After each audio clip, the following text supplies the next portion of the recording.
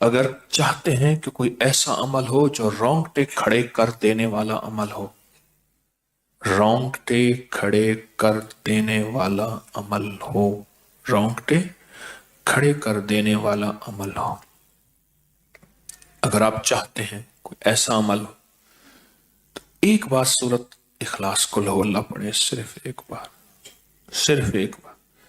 سورت اخلاص پڑھے، صرف ایک بار.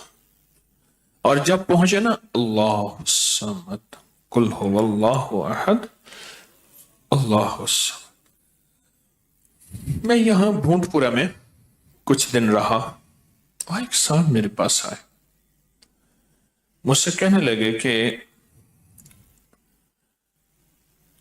میرے اوپر کسی نے ایک ایسا کالا جن اور ایسا خطرناک جن مسلط کیا ہے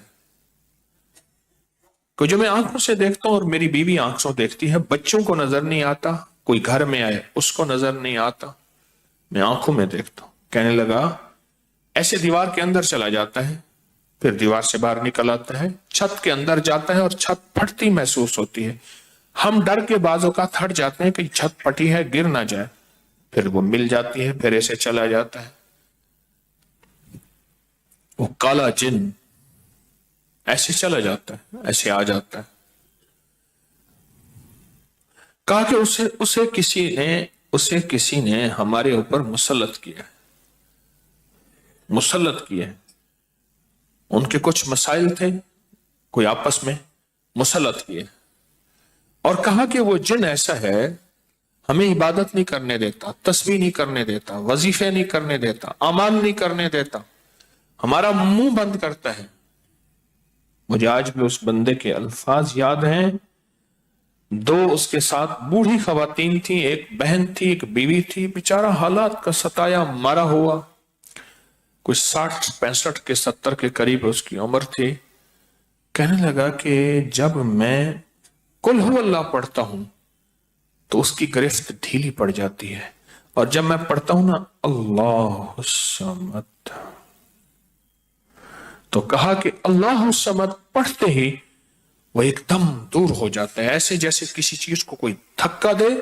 اور وہ چیز دھکے سے ایک دم دور ہو جائے. اللہ الصمد ایک دم وہ دھکے سے ایک دم کوئی دور ہو جائے. کہا کہ ایسے ہی ہوتا ہے اللہ الصمد. اور کہا کہ بس یہی وظیفہ جو ہے، کہا کہ مجھے مفید ہوا ہے، موافق ہوا ہے یہی وظیفہ. اور کہا کہ بس اب میں صرف یہی وظیفہ پڑھتا ہوں، یہی وظیفہ پڑھتا ہوں. مجھ سے کہنے لگا آپ مجھے کوئی وظیفہ بھی دیں گے نہیں پڑھنے دیں گے، یہی اگر اجازت دے دیں. تو میں نے کہا اس سے بڑھ کے اسم اعظم کون سا ہے، اس سے بڑھ کے پرتاثیر چیز کون سی ہے؟ میں آپ کو یہی وظیفہ دے دیتا ہوں، آپ اسی وظیفے کو پڑھیں. پھر میں نے اس کو ایک ترکیب بتائی، آپ کو ہی بتاتا ہوں، شاید میں زندگی میں پہلی دفعہ بتا رہا ہوں یا پہلے بتائی ہوگی، جہاں تک میری یادداشت ہے پہلی دفعہ بتا رہا ہوں. یہ نہیں کہ چھپاتا ہوں، دعویٰ تو پھر بھی نہیں کر سکتا، بھول جاتا ہوں پھر یاد آتی ہے بازو کا. اب وہ چیز آپ کو عرض کر رہا ہوں. میں نے اسے کہا صرف ایک دفعہ سورۃ اخلاص پڑھ، اول آخر 3 دفعہ درود شریف. رونگٹے کھڑے کر دینے والا عمل، اس کا نام جو میں نے سالہ سال سے رکھا ہے، رونگٹے کھڑے کر دینے والا عمل. حدیث میں آتا ہے، مفہوم ہے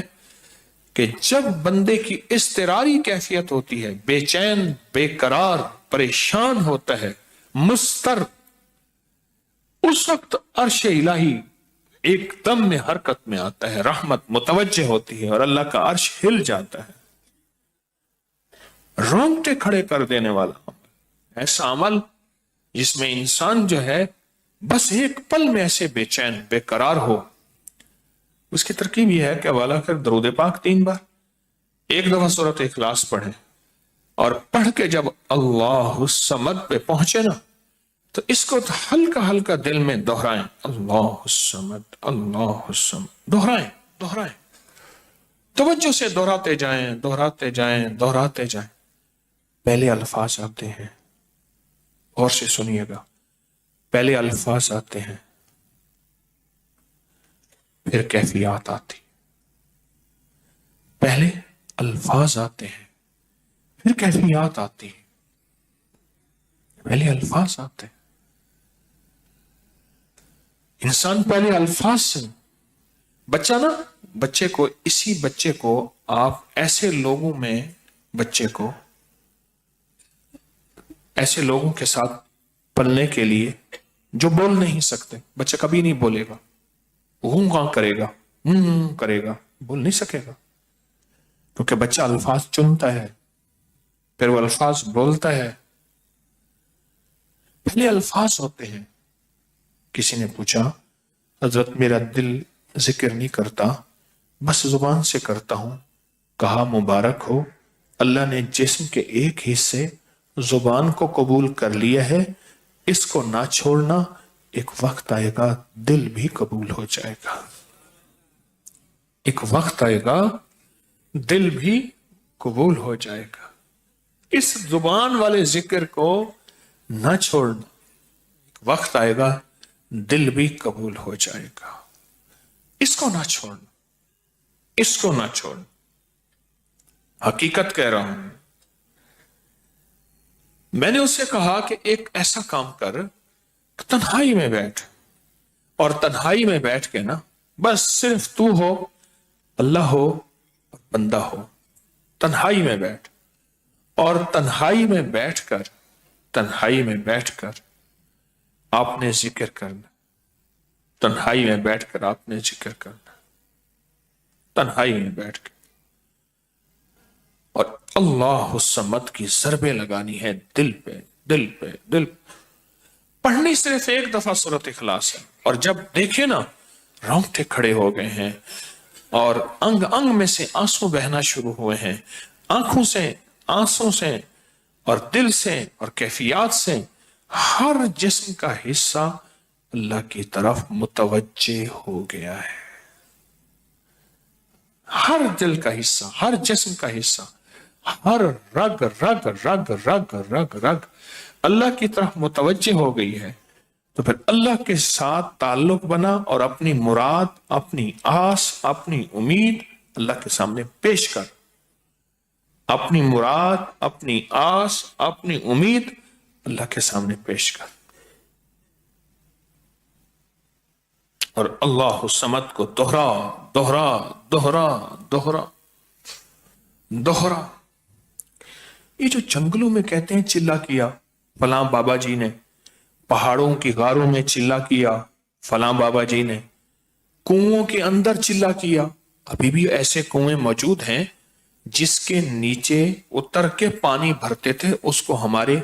برے صغیر کی زبان میں باولی کہتے ہیں، اس میں نیچے جا کے پانی بھرتے تھے۔ میں نے بخارا کے اندر دیکھا اور کئی جگہ دیکھا، ٹھٹھا میں بھی ابھی وہ ہیں، ٹھٹھا میں لیکن خشک ہو چکے ہیں، نیچے جا کے پانی بھرنا، ان کنووں کی گہرائیوں میں جا کے، تنہائیوں میں بیٹھ کے، خشک کنووں میں اللہ الصمد اور ذکر، اس کی وجہ اندر تنہائیوں میں۔ یا پھر کیا کیا، کہا کہ روئی کو تھوڑا سا گیلا کر اور پیسی ہوئی کالی مرچیں اس میں ملا اور کانوں میں ڈال کہ کوئی آواز کانوں تک نہ پہنچے۔ میری اماں رحمت اللہ علیہ کے پاس طوطا تھا، تو اس طوطے کو کلمہ پڑھاتی تھی، رات کو پڑھا پڑھا کے نا اس کے کانوں پہ موم لگا دیتی تھی، میں نے خود دیکھا، کانوں پہ موم لگا دیتی تھی کہ ساری رات اس کے کانوں میں، ساری رات اس کے کانوں میں اور کوئی آواز نہ جائے، جاگ رہے، اور کوئی آواز نہ جائے۔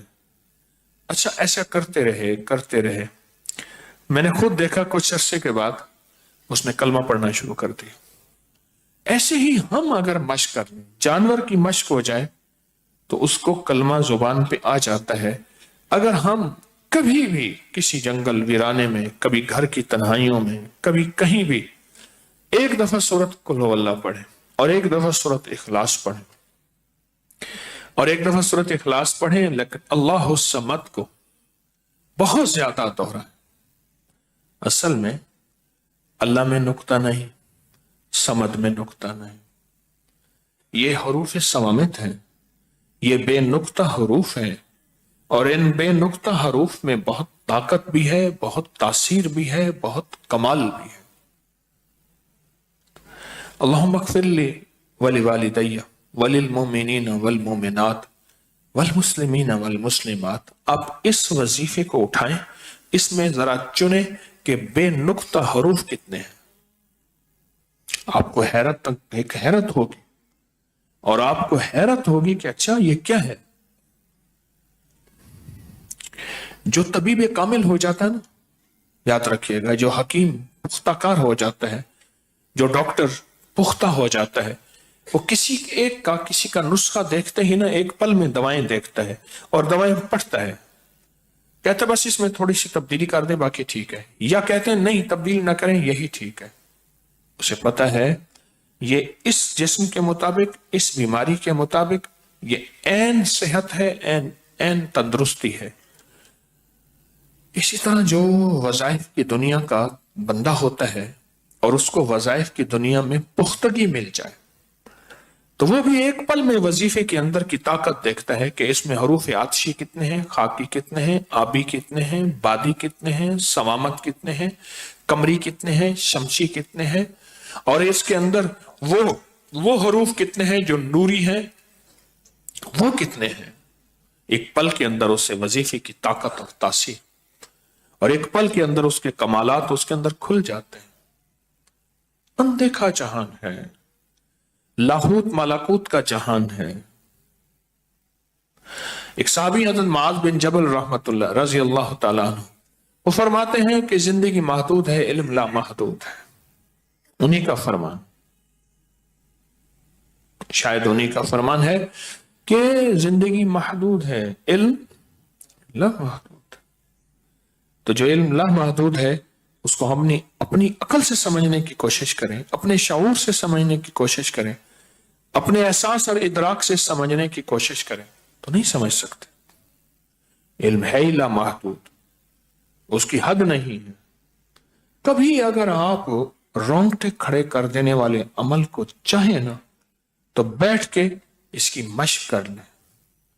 دوسری یا تیسری مشق کے اندر آپ کو توجہات مل جائیں گی، ایک پل میں وجدان مل جائے گا، آپ حیران ہوں گے یہ کیا ہوا، اتنا جلد مجھے توجہ مل گئی، ساری عمر میں بڑی بڑی دعائیں مانگتا رہا، کبھی توجہ نہ ملی، کبھی کیا نہ ملی، توجہ نہ ملی، اور پل کے اندر اتنی مجھے توجہ مل گئی، آپ حیران ہو جائیں گے۔ اللہ الصمد، جب اس کو انسان وجدان سے اور پورے درد سے اور پورے غم سے اور پورے درد سے بندہ اس کو دہراتا ہے، اس کے اندر جتنے بھی حروف ہیں وہ سارے وہ، اگر چاہتے ہیں کہ کوئی ایسا عمل ہو جو رونگٹے کھڑے کر دینے والا عمل ہو، رونگٹے کھڑے کر دینے والا عمل ہو، رونگٹے کھڑے کر دینے والا عمل ہو، اگر آپ چاہتے ہیں کوئی ایسا عمل ہو تو ایک بار سورۃ اخلاص قل ہو اللہ پڑھیں، صرف ایک بار سورۃ اخلاص پڑھیں، صرف ایک بار، اور جب پہنچے نا اللہ الصمد قل هو اللہ احد اللہ الصمد۔ میں یہاں بھونٹ پورا میں کچھ دن رہا، اور ایک صاحب میرے پاس آئے، مجھ سے کہنے لگے کہ میرے اوپر کسی نے ایک ایسا کالا جن اور ایسا خطرناک جن مسلط کیا ہے کہ جو میں آنکھوں سے دیکھتا ہوں اور میری بیوی آنکھوں دیکھتی ہے، بچوں کو نظر نہیں آتا، کوئی گھر میں آئے اس کو نظر نہیں آتا، میں آنکھوں میں دیکھتا ہوں۔ کہنے لگا ایسے دیوار کے اندر چلا جاتا ہے، پھر دیوار سے باہر نکل آتا ہے، چھت کے اندر جاتا ہے اور چھت پھٹتی محسوس ہوتی ہے، ہم ڈر کے بعض اوقات ہٹ جاتے ہیں کہ چھت پھٹی ہے گر نہ جائے، پھر وہ مل جاتی ہے، پھر ایسے چل